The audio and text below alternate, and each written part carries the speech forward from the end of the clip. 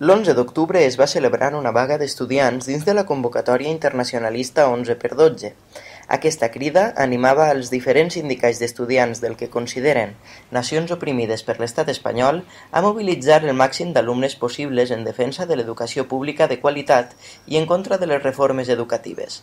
El Sindicat d'Estudiants dels Països Catalans va mobilitzar estudiants a Girona, Igualada, Barcelona, Mataró i Tarragona al Principat, Castelló i València al País Valencià i Palma a les Illes.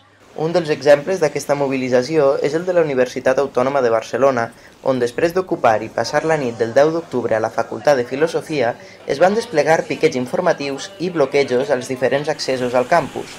Després, els estudiants en vaga van marxar a la concentració de les 12 a la plaça de la Universitat de Barcelona.